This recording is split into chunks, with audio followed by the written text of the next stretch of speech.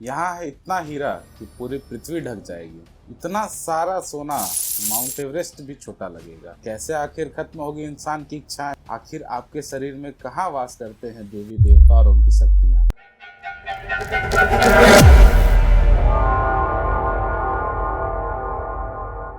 आज का ये वीडियो किसी खास विषय पर चर्चा के लिए नहीं बनाया गया है। आज का ये वीडियो आपके और आपके मन के बीच जो छल चल रहा है उसे दूर करने के लिए बनाया गया है।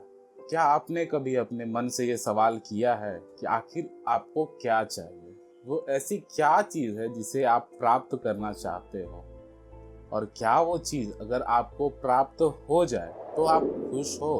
इस शर्त पे कि पूरी पृथ्वी पर आप अकेले बचे हों, फिर भी क्या वो चीज़ जिसे आप पाना चाहते थे उसे पाकर भी आप खुश हैं?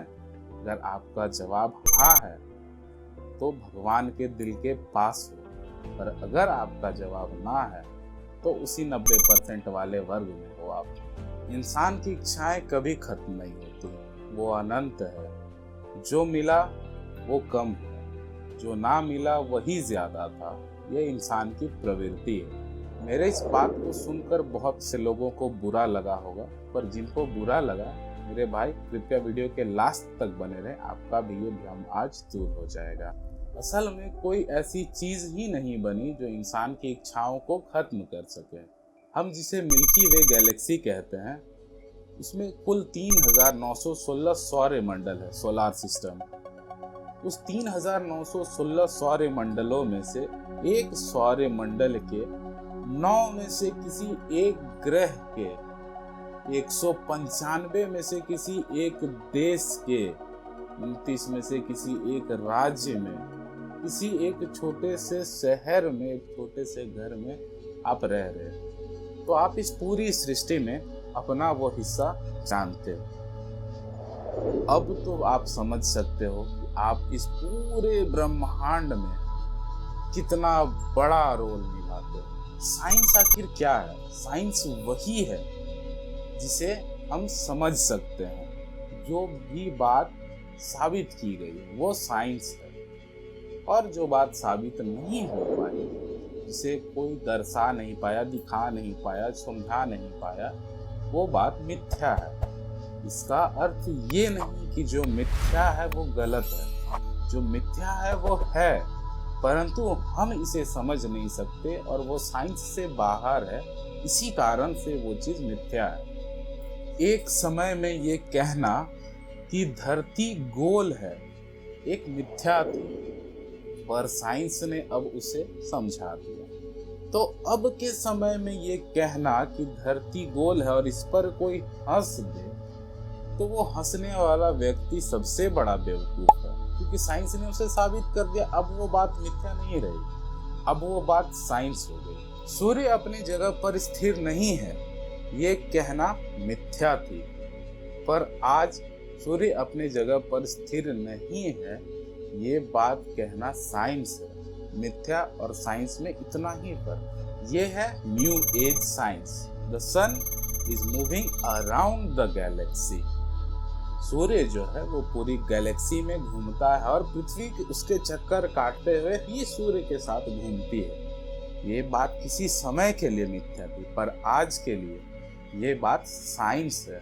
पहले हमने इतना ही पढ़ा था कि sun is fixed and the planet are revolving around it. सूर्य अपनी जगह पर है, सारे ग्रह उसके चक्कर लगाते हैं। परंतु अब ये बात बदल चुकी है, क्योंकि अब साइंस बदल चुका है, क्योंकि पूरी गैलेक्सी को नापने का मापदंड बदल चुका है। नए यंत्र आ चुके हैं जो कि गैलेक्सी में नए नए खोज कर रहे हैं और नई नई बातें साइंस को पता चल। तो जो बात पता चल गई वो साइंस हो गया, और जो बात पता नहीं चली और ग्रंथों में उसकी किसी प्रकार से व्याख्या है तो वो मिथ्या ही है साइंस के हिसाब से। अच्छा, बात हमारी इच्छाओं की हो रही है तो कुछ और भी बता देते हैं। हीरा अगर किसी को मिल जाए तो लाइफ सेट है, परंतु यूरेनस, सैटर्न और नेपच्यून, इन ग्रहों पर जब बारिश होती है तो वहां हीरे बरसते हैं।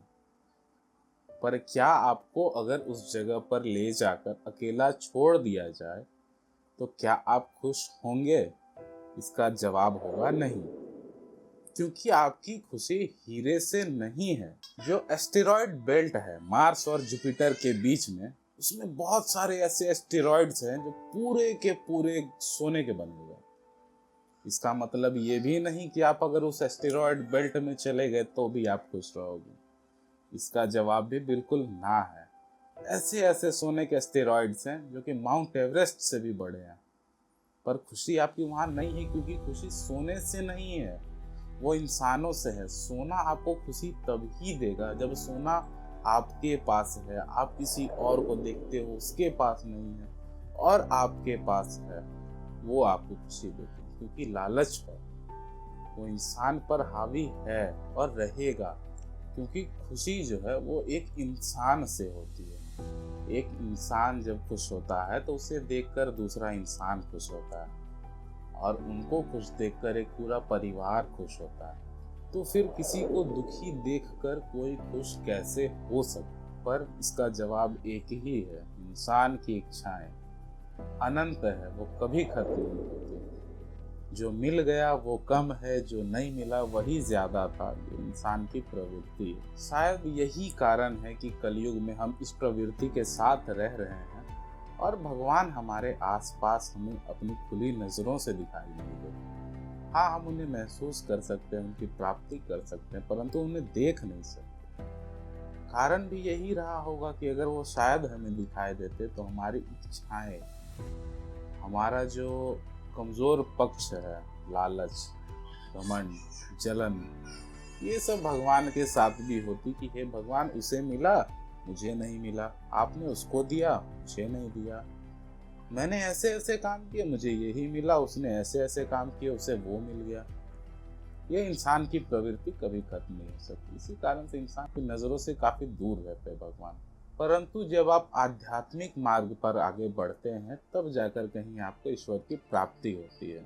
असल में सारे देवी देवता और उनकी शक्तियां हमारे शरीर में ही होती है। 33 कोटि, असल में ये 33 कोटि देवी देवता है, यानी 33 प्रकार के देवी देवता, जिसमें कि 12 आदित्य, 8 वसु, 11 रुद्र, इंद्र और प्रजापति हैं, जो कि कुल 33 प्रकार के देवी देवता हैं। और आप ये बात जान लो कि आपकी जो शरीर की रीढ़ की हड्डी है, जो स्पाइन है, उसमें 33 वर्टिब्रा यानी मेरुदंड, और वो 33 मेरुदंड 33 प्रकार के देवी देवताओं को दर्शाते हैं, उनकी शक्तियों को दर्शाते हैं। और जैसा कि मैंने कहा था, जब आप आध्यात्मिक मार्ग पर आगे बढ़ते हो, अध्यात्म में आगे जाते हो और ईश्वर की प्राप्ति करने के मार्ग पर आप आगे जाते हो, तो ये सभी 33 कोटि देवी देवता यानी कि आपके जो 33 मेरुदंड है, उनकी शक्तियां एकत्रित होकर आपके सातों चक्रों को सक्रिय करते हुए आपके सहस्त्र चक्र को सक्रिय कर देती है और हमें ईश्वर की प्राप्ति हो जाती है।